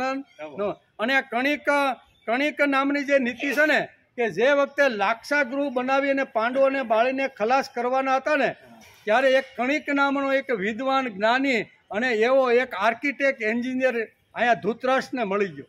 ધૃતરાષ્ટ્રે એના મહેલની અંદર આ કણિકને બોલાવે કે કણિક તું હું જે તને વાત કહી રહ્યો છું એ તારે વાત કોઈને કહેવાની નથી, પણ મારે આવી રીતનું જો કરવાનું હોય, ખબર ન પડે કે અકસ્માતની અંદર પાંડવો હળગીને મરી ગયા, એવું જો કરવાનું હોય ને તો એવો એક મારે મહેલ બનાવવાનો છે. કણિક કહે છે કાંઈ વાંધો નહીં, હું સરસ મજાનો તમને એક આવી રીતનું ડ્રોઈંગ આપી દઉં, માલ મસાલો કયો વાપરવો, કેવી રીતનું મીણ વાપરવાનું, કેવી રીતનું બધું એ હું તમને આખી પ્રક્રિયા શું કહેવાય આ મહેલ બનાવવાની પ્રક્રિયા. અને ભૂલે શું કે જો એમાં દિવાળીની હળી અડી જાય તો હળગા વિગા ન રહે અને આવો આબેહૂબ હું તમને મહેલ બનાવી દઉં. અને એ મહેલ જોયા પછી લોકોને એમ થાય કે આપણે આમાં હવાફેર કરવા માટે તો આવવું જોઈએ. આ કણિક એને કોને કહે છે? ધૃતરાષ્ટ્રને. ધૃતરાષ્ટ્રે બધી વિધિ કણિક નામના જે આ જે વિદ્વાન હતો ને એની પાસેથી સમજી લીધી. બરોબર આયોજન ને બરોબર સમજી લીધી અને પછી એના જે કારીગરો આંજન કાંઈ હતા એના દ્વારા એને કામ કર્યું. અને એ વખતે જ્યારે મેલ સળગ્યો અને પાંડવો એની અંદર ખલાસ થઈ ગયા એવું ધૃતરાષ્ટ્રને લાગ્યું ત્યારે બોલ્યો તો કે કરીશે વચનન તવ. એક ધૃતરાષ્ટ્ર બોલેલો છે અને અહીંયા ભગવાન કૃષ્ણની સામે હથિયાર મૂકીને અર્જુન કહે છે કે કરીશે વચનન તવ. હવે આપણે કોનું કરીશે વચન સાંભળવું એ હવે આપણે આપણા ઉપર આધાર. બાળવાવાળાએ પણ કરીશે વચન કીધું અને પોતાની બધી શક્તિ ભગવાનના ચરણમાં ધરી અને પોતે હથિયાર બનીને હું સંસ્કૃતિના કામ કરવા માટે હું તૈયાર છું એવું જે કરીશે વચન બોલ્યો છે આનું સાંભળવાનું એ નક્કી આપણે કરવાનું છે કે કણિકની વાત સાંભળવાની કે અહીંયા અર્જુનની વાત આપણે સાંભળવાની. 2 વાતો મહાભારતની અંદર બહુ વ્યાસે બહુ સરસ. આપણે જે વખતે મહાભારતનો અભ્યાસ કરતા હતા ત્યારે આ પ્રસંગ એની અંદર આવેલો હતો. કણિક નીતિ શીખવી છે કે કૃષ્ણ નીતિ શીખવી છે એ આપણે જોવાનું. આપણે કૃષ્ણની નીતિ શીખવાની કે કણિકની નીતિ? એટલે કે કણિકની શીખવી છે. મહાભારતમાં 2 વાર કરીશ્ય વચન આવે છે. એક ધૃતરાષ્ટ્ર અને બીજો અર્જુન. 2 કરીશ્ય વચન આ લોકો બોલે છે. બાળવા માટે અને સંસ્કૃતિના ઉત્થાન માટે કરીશ્ય વચનન તવ. બાળવા માટે કે સંસ્કૃતિના ઉત્થાન માટે કરીશ્ય 2 વખત, એક બાળવા માટે અને એક રક્ષણ કરવા માટે આ 2 વખત આ રીતના બોલે છે કે આવી રીતના કણિક નીતિ સમજાવે છે. અર્જુન આવો અને આવી કણિક નીતિ એને શીખવાડે છે. બરોબર ને?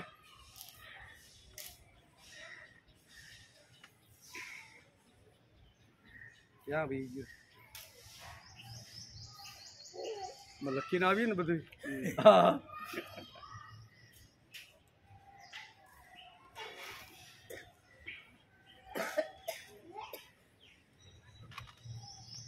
આવી કણિક નીતિ શીખવે છે. અને અર્જુને કહી દીધું કે કરીશે વચનન હવે તમે જે કહેશો તે કરવા માટે તૈયાર છો. અને મહાભારતનો એક પ્રસંગ વ્યાસ લખે છે કે આ કરીશે વચનમ. અહીંયા અર્જુન તો બોલી ગયો પણ એની ટ્રાય તો કરવા દે કે બોલ્યો છે એ કરે છે કે કેમ. એટલે કુરુક્ષેત્રના મેદાનમાં યુદ્ધ બધું ચાલતું હતું.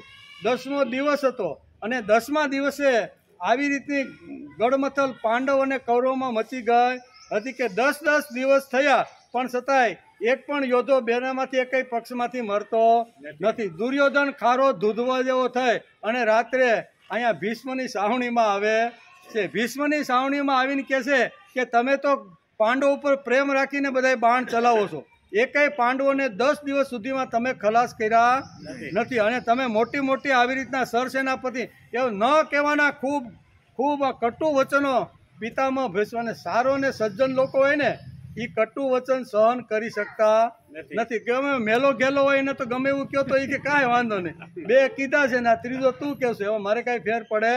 પણ જેણે પોતાના જીવન ઉપર ક્યારેય કાળો ડાઘો લાગવા દીધો નથી અને એવા ઉપર જ્યારે કોઈ કટુ વચન અને મર્મ વાક્ય કહે ને ત્યારે મહાપુરુષથી સહન થાય નહીં. તેથી કે બોલ તારે શું છે એ કે 10 દિવસ સુધી કે તમે આવી રીતના લડ્યા ને એકેય પાંડવોને મારી શક્યા નહીં કે તો આ બધું શું છે તો કે વાત તારી બરોબર છે પણ શું કરવાનું એ કે મને કા તમે સરસેના પછીથી નીચે ઉતરી જાઓ અને કાં તો તમે પાંડવોને મારો. એટલે એ વખતે અહીંયા સાચા સજ્જન લોકો હોય છે ને એ પ્રતિજ્ઞા કરે કે જા હુઈ જા શાંતિથી સાનમનો, હું આવતીકાલે પાંડવોને પૃથ્વી વગરની કરી નાખ, આવતીકાલે બધા પાંડવોને હું મારી નાખીશ એમ આવું. અને દુર્યોધન તો હસતો હસતો બધું ઉઈ ગયો અને અહીંયા પિતામહ ભીષ્મ શાંતિથી માથે ઓઢી અને શ્રી કૃષ્ણ શરણમ ભગવાનનું સ્મરણ કરતા કરતા ઉગ્યા. હુએ છે પણ ઊંઘ આવતી નહીં કે મારા હાથે આવા પવિત્ર લોકોને આવતીકાલે મારવાનું વચન મેં દુર્યોધનને આપ્યું છે, શું થશે. થોડો વિચાર કરતા બેઠા છે અને એ વખતે આ જે મારવાની જે પ્રતિજ્ઞા હતી ને એ અહીંયા કૃષ્ણ ભગવાને એટલી મોટી જાસૂસી કુરુક્ષેત્રમાં માણસોને ગોઠવા હતા ને કે કણે કણની ખબર કૌરવ સાવણીમાં હું હાલી રહ્યું છે ને એ તલે તલની માહિતી કૃષ્ણ ભગવાનને રાતના 12 હોય કે રાતના 2 થયા હોય પણ કણે કણની માહિતી મળતી હતી. અને એનો એક આવો જાસૂસ હતો ને એ કૃષ્ણ ભગવાનની રાવટીમાં જઈને કહે છે કે આવી રીતનું પિતામહ ભીષ્મ કીધું છે કે આવતીકાલે આવી રીતનું થવાનું છે અને પાંડવ ખલાસ થવાના છે. અને વાત પણ બરોબર હતી. વાર્તા તો બહુ લાંબી છે, મહાભારતમાં બધું આવે છે, પણ કહેવાનો અર્થ કે બંને સેના જ્યારે સવારે સામસામે લડવા માટે ઊભી થઈ ભગવાન કૃષ્ણ વિચાર કરે છે કે જો આ પિતામહ ભીષ્મને જો મારવા છે વિંધવા છે ને તો અર્જુનને રાખી દઈને તો જ આ કામ આપણું થવાનું છે. અને અર્જુનની પ્રતિજ્ઞા હતી કે યુદ્ધની અંદર હું કોઈ સ્ત્રીની સાથે રાખીને હું કોઈ લડવાનો નથી. સ્ત્રીને સાથે રાખીને લડે ને એ તો આવી રીતનો કહેવાય એમ કે એટલે હું તો ક્ષત્રિયનો બચ્ચો છું અને ક્ષત્રિયનો બચ્ચો કાં તો મરો ને મારો પણ હું આવો ધંધો કરવાનો, આવી એની પ્રતિજ્ઞા લઈને ઘણા સમયથી બેઠો હતો. ભગવાન વિચાર કરે છે કે આની પ્રતિજ્ઞા લઈને બેઠો છે અને મારે હવે શિખંડીને એના રથમાં બેસાડીને આગળ રાખ્યા વગર છૂટકો તા સિવાય મહાત્મા મરવાના નથી. અને શિખંડીને પછી અર્જુનને કહેશે, અર્જુન તો સાવણીની અંદર આવી રીતના હોય છે, વાતચીત ચાલે છે કે ભાઈ આવતીકાલે પિતામહ ભીષ્મ પાંડવોને મારવા માટે તૈયાર થઈ ગયા છે. અને એ વખતે પાંડવો અંદરો અંદર ચર્ચા કરે શું કરવાનું. અને એ વખતે ભગવાન શ્રી કૃષ્ણ અર્જુનને કહેશે કે આવતીકાલે તારે શિખંડીના રથ ઉપર બેસી અને પિતામહ ભીષ્મની સામે યુદ્ધ કરવાનું છે. અને ધુઆપુઓ થઈ ગયો ને રાવટીમાંથી બહાર નીકળી ગયો. સમજા કે મારા જેવા ક્ષત્રિયને તમે આવી મામૂલી વાત કરો છો એમ કરી અને બહાર નીકળી ગયો. ભગવાન પછી એની પાસે જઈને કહે છે કે ભાઈ તારે આમ જ કરવાનું, કરીશે વચનન કાંઈ બોલ્યો. યુધિષ્ઠિરે કીધું કે આવતીકાલે તારે શિખંડીને સાથે રાખીને લડવાનું છે. એટલે લાલ ચોળ થઈ ગયો. તમારા જેવા આવા નમાના ક્ષત્રિય વગરના ઘણા બધા એના ભાઈને બધા શબ્દો બોલે છે, પણ કહેવાનો અર્થ ભગવાને હળવેકથી કીધું કે યુધિષ્ઠિરે કીધું કરી એ વાત બરોબર છે તો કે કરીશે વચનંત તમે કેવો એ પ્રમાણે. અને થયું કે નહીં, શિખંડીને વચ્ચે રાખીને પિતામહ ભીષ્મને વિને. આવા તો ઘણા બધા અર્જુનના જીવનમાં ઘણા બધા આવી રીતના પ્રસંગો આવી રીતના આવે છે. પાંડવ એટલે કે આવી રીતના ઘણા બધા પ્રસંગો અહીંયા આના જીવનની અંદર આપણે જોવા મળે છે. અર્જુન શીલવાન હતો, જ્યાં સુધી શીલ નથી ત્યાં સુધી સૂર્ય હોતું નથી. પરાક્રમી પુરુષ સાથે આવી રીતનું ઘણું બધું થયું પણ એણે પોતાના ચારિત્રને ગુમાવવાનો પ્રયત્ન કર્યો નથી. આમ અત્યારે આ વાત સમજાવી રહ્યા છે. અર્જુને આટલા બધા એકલા હાથે યુદ્ધ જીત્યા પછી ભગવાન પરનો ભાવ લેશ માત્ર ઓછો થયો નથી. શ્રીમદ ભગવદ્ ગીતામાં અર્જુન કરીશે વચનમ તવ બોલે છે તે સંસ્કૃતિના દિવ્ય વિચારોના ઉત્થાન માટે બોલે છે. મારી પ્રતિજ્ઞા નિષ્ફળ જાવી તો જાય કે સ્ત્રીને વચ્ચે રાખીને હું લડીશ ને, આ મારી પ્રતિજ્ઞા છે. પણ સંસ્કૃતિનું ઉત્થાન થતું હોય, ધર્મરાજ્યની સ્થાપના થતી હોય ને, તો મારી પ્રતિજ્ઞા તોડી અને હું કરીશે વચનન કરવા માટે તૈયાર. આને કહેવાય અર્જુન. એકવાર ભગવાનને સમર્પિત થઈ ગયો. ગમે તેવા પ્રસંગોની અંદર પણ આ વાત આવે છે. અર્જુન કહે છે, મહાન યોદ્ધાઓ અર્જુન કરીશે વચનમ કહે છે, જેનું નામ શ્રીમદ ભગવદ્ ગીતાના પ્રથમ અધ્યાયના 4થા શ્લોકમાં દુર્યોધન લે છે. કેવું? આ નામ કોણ લે છે? દુર્યોધન લે છે. અત્ર સુર મહેશ્વાસા ભીમાર્જુન સમાયુધિ યુદ્ધાનો વિરાટ દ્રુપદ મહારથ. Not to question why but do or die. આ એનો સિદ્ધાંત હતો. કોનો? અર્જુનને એકવાર બુદ્ધિમાં વાત ઉતરી ગઈ પછી ભગવાન સામે એને ક્યારેય પ્રશ્ન કર્યો નથી. એકવાર તો બહુ આપણે મહાભારત વાંચીને એટલે અર્જુન કેવો હતો ને એની બધા એના ગુણો આપણે જોવા મળે. એકવાર કર્ણ સામે યુધિષ્ઠિર આવ્યા. હવે કર્ણ ક્યાં અને યુધિષ્ઠિર ચાલે? યુધિષ્ઠિરને મરવાનું જ આવે, કારણ કે કર્ણ એક એવો હતો કે જે અર્જુન એક જ એની સામે લડી શકે. હવે પાંડવોની અંદર પાછું આવી રીતનું થયું એટલે અહીંયા યુધિષ્ઠિરને કર્ણે કુરુક્ષેત્રના મેદાનમાં લોહી લુહાણ કરી દીધો. કેવો? યુધિષ્ઠિરને એવા બધા બાણ માર્યા કે હવે લગભગ તો અશ્યુતમ કેશ્યુતમ થઈ જશે. પણ એની માતા કુંતાની પ્રતિજ્ઞા યાદ આવી કે તારા 4 છોકરાને તો હું નહીં જ મારું, એક મને આપ અર્જુન. બરાબર? એટલે એ વિચાર કરીને યુધિષ્ઠિરને રણમાંથી છોડી દે છે અને એનો સારથી સાવણીમાં લઈને આવે છે. કોને? યુધિષ્ઠિરને. એટલા બધા પાટાપિંડી વૈદરાજને બોલાવી અને જ્યાં જ્યાં ઘાવ લાગ્યા હતા ને યુધિષ્ઠિરને એ બધા સાફ સફાઈ કરે છે. અને એવા સમયે કૃષ્ણ ભગવાન અર્જુનનો રથ હાંકતા હાંકતા ઘણા બધા દૂર નીકળી ગયા હોય છે. એને એમ થયું કે ભાઈ મારા મોટા ભાઈને પાંડવો ક્યાં હશે, કેવી રીતના હશે?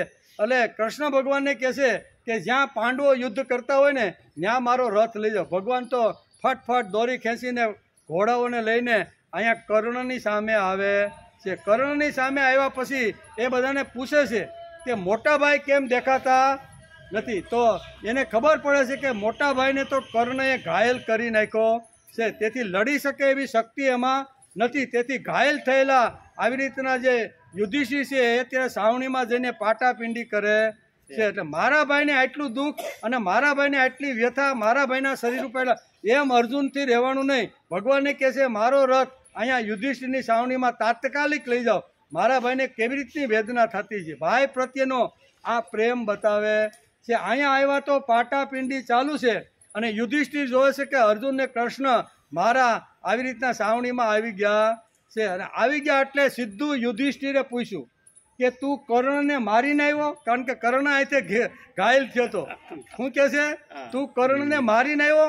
ત્યારે કે ના ના એવું તો કાંઈ નથી, પણ મેં તમને ક્યાંય યુદ્ધમાં જોયા નહીં ને, એટલે મને એમ થયું કે મોટા ભાઈને શું થયું છે એટલે હું જોવા માટે. તું કર્ણને મારીને નથી આવ્યો? તો કે ના, હું કર્ણને મારીને આપ્યો. જા તારા ગાંડીવને ધિક્કાર છે એમ કરીને ગાંડીવને 4-5 ગાળ આપી દીધી. કોઈને? યુધિષ્ઠિરે. કે તારા ગાંડીવને ધિક્કાર છે. આવું ગાંડીવ હાથમાં હોય અને મારા જેવો કર્ણના હાથે ઘાયલ થાય તો ધિક્કાર છે તારા ગાંડી. આ ગાંડીને તું આ તારા ધનુષ્ય બાણને ફેંકી દે. હવે અર્જુનની એક પ્રતિજ્ઞા હતી કે મારા ગાંડીવની કોઈ જો નિંદા કરે ને તો હું એને ન્યાન મારી નાખું. મારા ગાંડીવની કોઈ નિંદા કરે તો એને ન્યાન હું ખતમ કરી. એટલે એ તો હાથમાં તલવાર લઈ અને દુર્યોધનનું શું કહે, ભગવાન વિચાર કરે છે કે આ તો હળું અંદરો અંદર આવી શરૂ થઈ ગઈ છે. શું કહે છે કે એની પ્રતિજ્ઞા હતી કે મારા ગાંડીવને કોઈ પણ ગાળ આપે ને તો એને હું મારી નાખું. એટલે ગળું લઈને આ યુધિષ્ઠિરના ડોક ઉપર મૂકે છે. ભગવાન દોડતા હોય કે ભાઈ આ બધું શું છે? તો કે મારી પ્રતિજ્ઞા છે. આને મારા ભલે મોટો ભાઈ છે પણ મારા ગાંડીવને આને ગાળી દીધી છે, એટલે મારી પ્રતિજ્ઞા પ્રમાણે હું એને આવી રીતનો મારી નાખું. ત્યારે ભગવાન વિચાર કરે છે કે આ બધા પ્રતિજ્ઞાઓ એકાબીજા લઈને બેઠા છે, હવે આને કેમ પાયર ઉતારવા છે? બરોબર? બધાય પ્રતિજ્ઞા કાંઈક ને કાંઈક લઈને બેઠા છે અને બધાને પાયર તો ઉતારવા જ નહીં. એટલે પાયર તો ઉતારવા. ત્યારે ભગવાન એને સમજાવે છે. બરોબર? શું સમજાવે છે?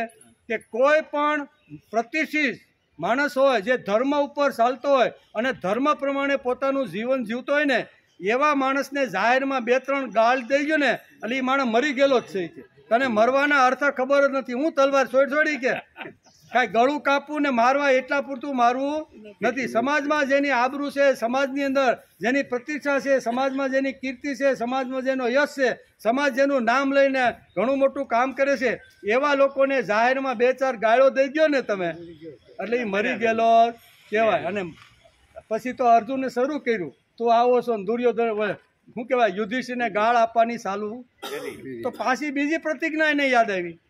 કારણ કે પ્રતિજ્ઞા લઈને જ બેઠા હતા. પાછું અર્જુનને બીજી પોતાની પ્રતિજ્ઞા આવી કે મારા ભાઈને કોઈ હેલફેલ વાક્ય કહે ને તો હું એને મારી નાખીશ. શું કે મારા ભાઈને કોઈ હેલફેલ અથવા મારા ભાઈને કોઈ ગાળું દે ને તો એનું ડોકું ઉડાડી દે. એટલે એ લઈને પોતાની તરવા લઈને પોતાને કાપવા માટે તૈયાર થયો. ભગવાન વિચાર કરે છે કે અહીંથી માંડ બચાવ્યો તો અહીં પાછો વળ્યા આ પોતાનું ગળું એની પાસે ગયા. શું છે અર્જુન? તો કે મારા ભાઈને મેં જ ગાળ આપી છે એટલે મારા ભાઈને ગાળ આપે એ મારી પ્રતિજ્ઞા છે કે એને હું મારી નાખું એટલે મારે મરવાનું છે. એટલે કે અર્જુન તને મરવાના પ્રકાર ખબર છે? કેટલા પ્રકાર છે વાંચ તો ખરો કંઈક શાસ્ત્ર, એમાં કેટલા બધા મરવાના પ્રકાર આપ્યા છે. પોતે માણસ પોતાની પ્રશંસા કરે, પોતાની શ્લાઘના કરે. હું તો આવો ને મારા જેવો કોઈ બાણવાળો નહીં, હું તો યુદ્ધમાં આમ કરી નાખું કૌરવ આમ કર, એવું તું તારી જાતે તારા ને તારા વખાણ કરવા લાગી ને એટલે તું મરી ગયેલો જ છો. એ કે હું કે તારા ને તારા વખાણ તું કરવાની શરૂઆત કરી દે એટલે તું કેવો છો?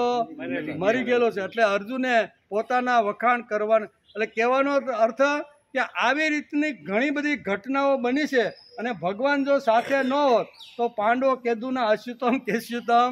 કારણ કે બધાય પ્રતિજ્ઞા લઈને બેઠા હતા.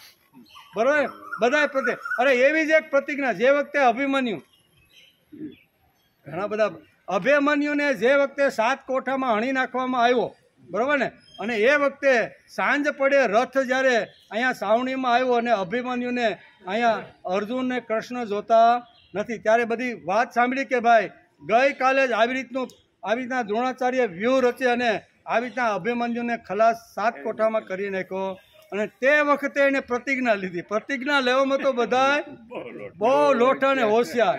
એ કે આવતીકાલ સાંજ સુધીમાં સૂર્ય અસ્ત થાય એ પહેલાં જો જયદ્રથને ન મારું ને તો હું અગ્નિમાં પ્રવેશ કરીને મારા દેહને ખલાસ કરી કાં તો જયદ્રથને મારીશ તો હું જીવીશ અને કદાચ એ યુદ્ધના મેદાનમાં હાથમાં નહીં આવે અને હું એને મારી નહીં શકીશ ને તો હું અગ્નિમાં સ્નાન કરીને ભગવાન તો રાતના 12 વાગે વિચાર આળા એક છોડાવી થાય બીજી પ્રતિજ્ઞા બીજી લેતો હવે આને બચાવવા કેમ. અને બીજા દિવસનું યુદ્ધ શરૂ થાય. રાત્રે કૌરવ પક્ષમાં ખબર પડી ગઈ કે અર્જુનને આવી પ્રતિજ્ઞા લીધી છે. દુર્યોધન ટોળકીને ભેગી કરીને કહે છે કે આપણે આવતીકાલે તો યુદ્ધ આપણા પક્ષમાં જીતી જ જવાના છે. આપણે એક જ કામ કરવાનું છે કે જયદ્રથને બચાવવાનું છે, બીજું કાંઈ કરવાનું નથી. બીજા બધા એટલા મરવાના હોય ને એટલા મરી જાય. જયદ્રથ સાંજ સુધીમાં જો જીવી જાય ને તો અર્જુન અગ્નિમાં બળીને ભસ્મ થઈ જાય. એટલે આપણા હાથમાં યુદ્ધનો વિજય થઈ ગયો. આવું આખું આયોજન કરી અને લાખો સૈનિકો જયદ્રથ ન દેખાય ને એવા દૂર દૂર એની કેટલા બધા પડાવ આવ્યા બધા. એમાં દ્રોણાચાર્ય કર્ણ અને અશ્વત્થામા આ બધા પડાવને જીતીને ઘણા બધા કિલોમીટર સુધી જવાનું. આખો દિવસ યુદ્ધ ચાલે છે અને અર્જુન તો હેરાન થઈ ગયો કે અહીંયા જયદ્રથ તો દેખાતો નથી.